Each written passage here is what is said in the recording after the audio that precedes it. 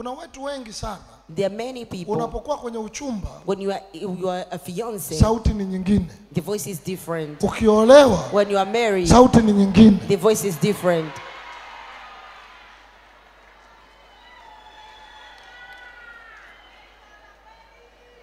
Naambia ukweli. Hebu chunguza ulipokuwa unachumbiwa, sauti yako ilikuwaje? Shake yourself when you are. Na ulikuwa unajibadilishaje kila wakati? How were you changing yourself every time? Leo hii umeolewa. Today you are married. Mwezi mzima uko vile vile. The whole month you are the same. Sauti ni kama polisi anauliza. The voice is like a police is asking. Na wakati huo mwanaume anakutana huko nje na sauti ile uliyokuwa nayo wakati wewe anakuchumbia. While he was courting you. Unafikiri alivutiwa na nini? You think what attracted him? Kukuoa kwake. Him marrying you. Nini kilimfanya aache mwingine aje kwako? What made him leave another person to come to you? Endelea kumaintain. Keep on maintaining it.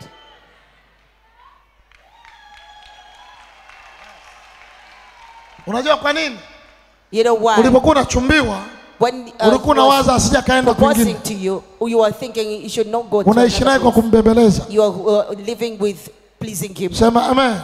Amen. Sauti yenyewe. The voice itself. Hata bila kumwambia nakupenda. Even without telling him that I love sauti akisikia. If he hears the voice. Ndani anasikia ananipenda. In him he feels like this loves me.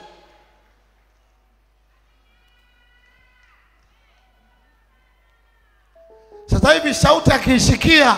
Now when he hears the voice. Ndani anasikia haniamini. He hears that he doesn't trust me. Hanitaki. He doesn't want me. Usiishi na ndoa. Do not live with marriage. Kwa nguvu ya cheti cha ndoa. With the power of the marriage certificate. Umekwisha. You are finished. Na usiishi na ndoa. And do not live with marriage. Kwa nguvu ya mtoto uliyemzaa. With the power of the child that you have given birth to. You are finished.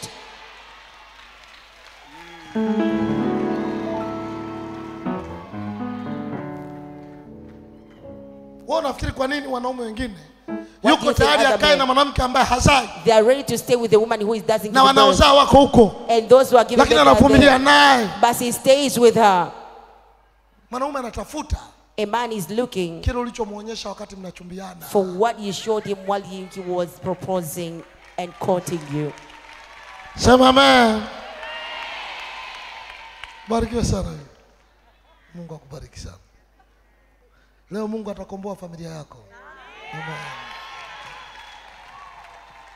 Hallelujah. Mmoja kulikuwa unaongeaje wewe? How were you speaking before? Na ulipofunga ndoa ukaanza kuongeaje? And when you got married, how did you start speaking? Na ulipozaa watoto wawili watatu ukaanza kuongeaje? And when you gave birth to 2, 3 children, how did you begin to speak?